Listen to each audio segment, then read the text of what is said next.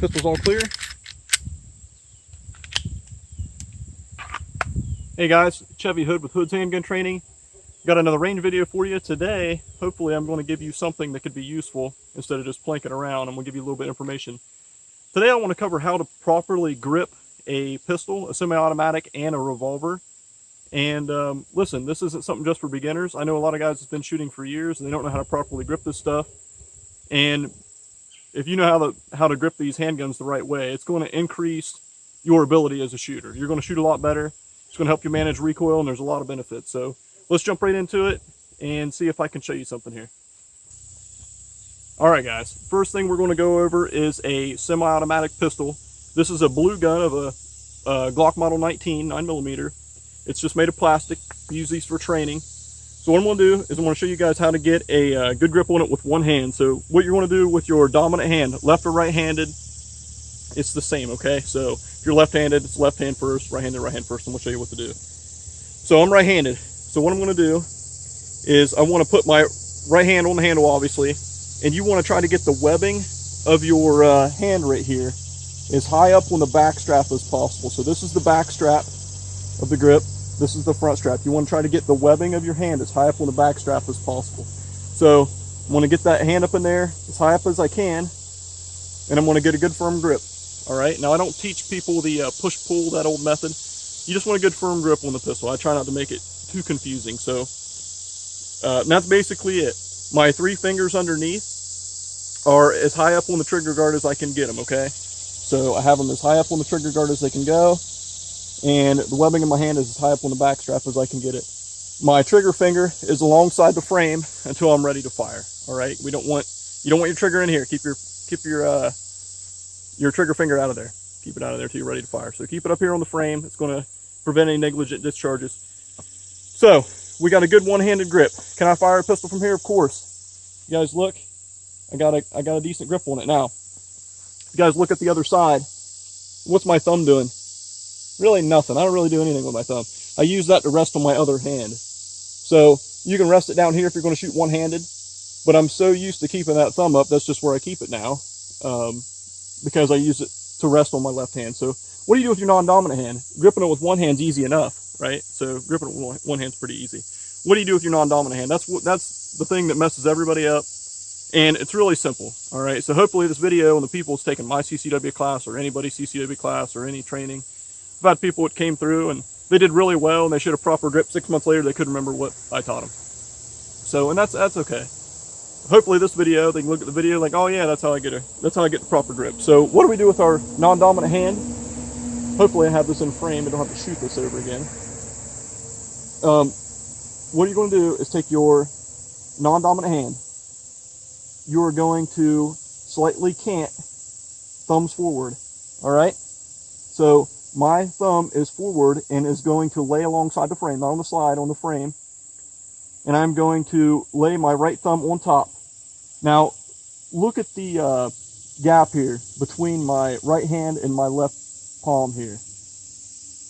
There is no gap. All right? It's nice and tight. I got a firm grip.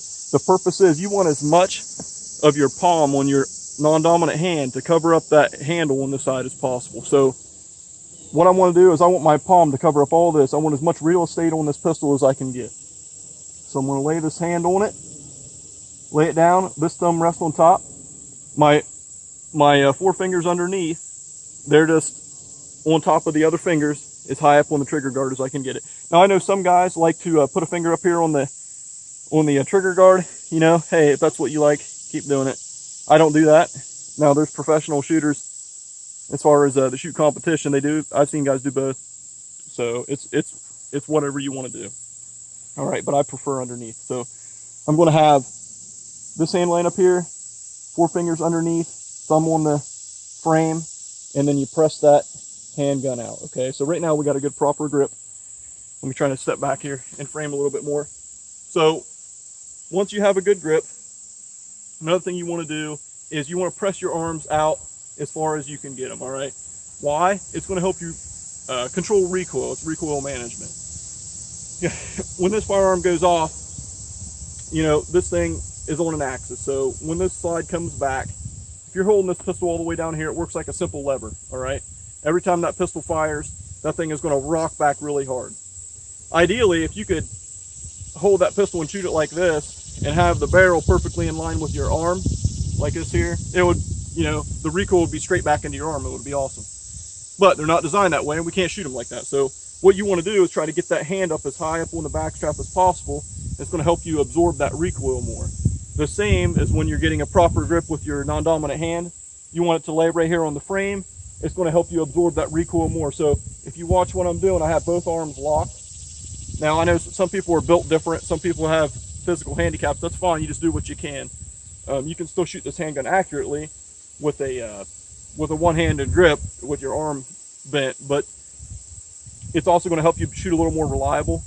If you shoot handguns like this, or you tuck it in and you're not stretching your arms out, you probably have a little bit more of a chance of that handgun failing to cycle. And what I mean by that is when the slide comes back, maybe a failure to feed out of the magazine, or failure to eject or something like that.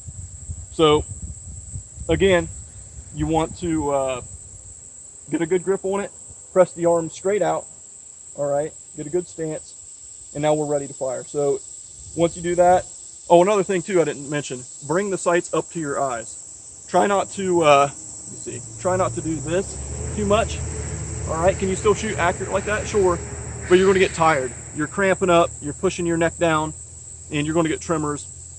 It's just, you know, it just makes it a little harder on yourself. Bring that pistol up, bring the sights to your eyes, okay? So bring them to your eyes. Now we can fire from here. So when we're ready to fire, we just bring that pistol up, then we can place our finger on the trigger and squeeze slowly back. All right? Okay, so now with a live pistol, I'm gonna get it out. I'm gonna show you guys this proper grip real fast, and we're gonna fire a few live rounds. So again, this pistol is loaded and ready to go. What we wanna do is get our hand as high up on the back strap as possible, get a good firm grip. All right, so like I said, this handgun is hot. So we're going to take the other hand, 4 fingers up under the trigger guard, wrapping around the other hand. We're going to lay our thumb on the frame and lay our dominant thumb on the other hand. Press the handgun straight out. So let's just fire a couple rounds here and see what it looks like.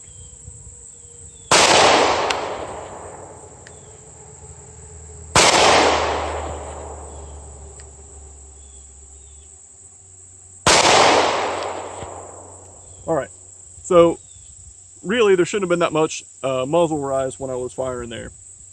And the main reason is because I had a good proper grip on it. My arms were locked out. So that's the basics of getting a good grip. Sorry about the wind, guys. I can't control it. So if you guys have any questions, feel free to send me a message, anything like that. I know it's basic stuff, but at the same time, it's really important.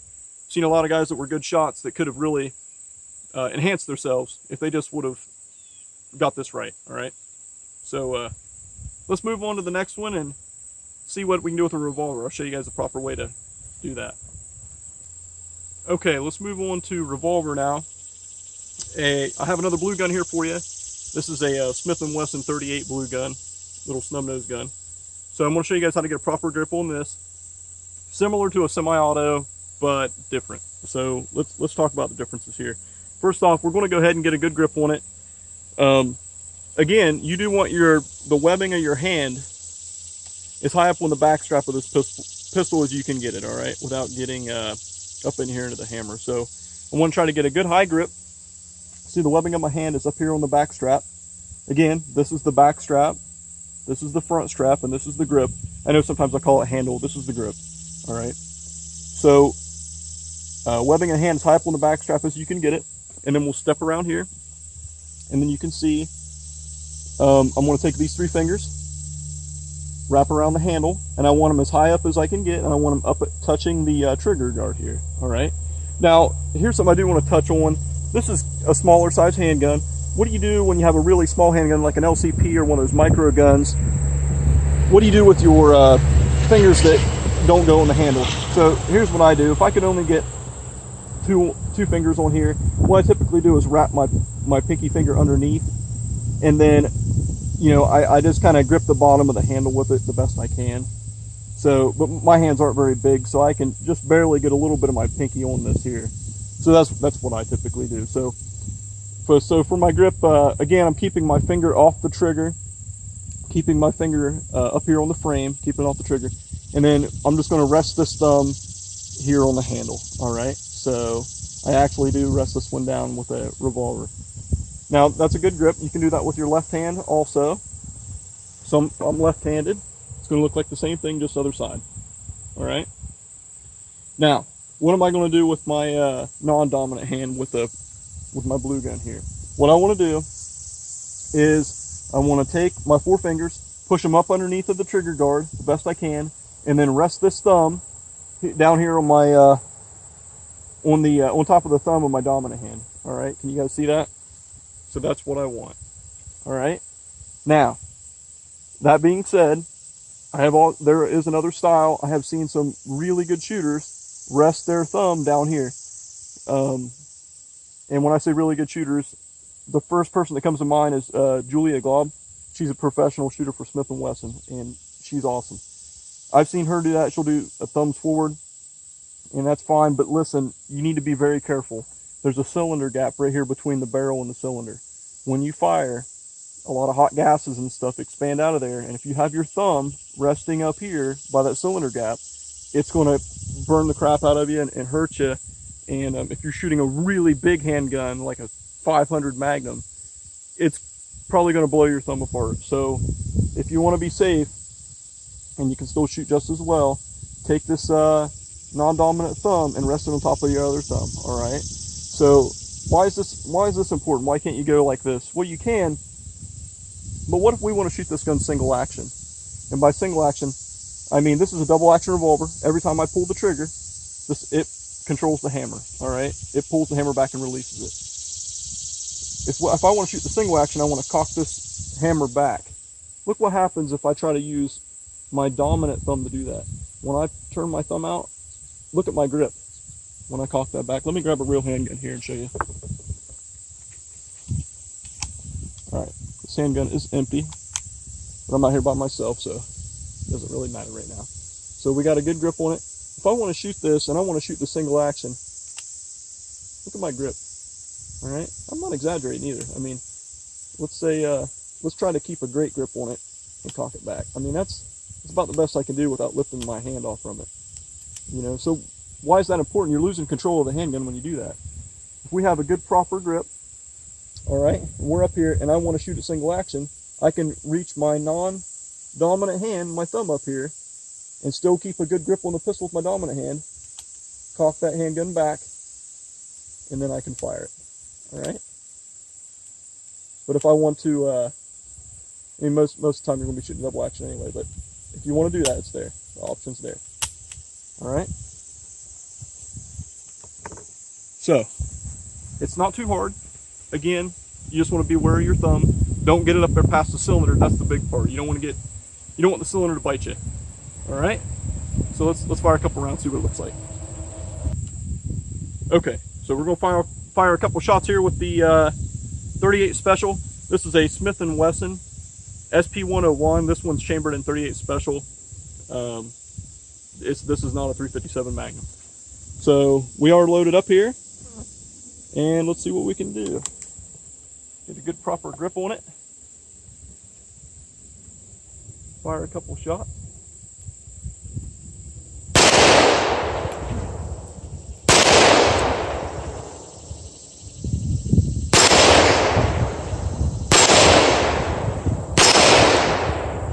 All right, and we're all empty. Not too bad. So hopefully this video is helpful, guys. Like I said, this is something that usually hangs people up. If you have any questions, let me know. And I'll get some more fun stuff out here. I got a pretty fun gun I'm going to be playing with here in a little bit. So maybe I can get a video up on that soon. So you guys have a good one. Chevy Hood with Hood's Handgun Training. And I'll catch you all guys next time.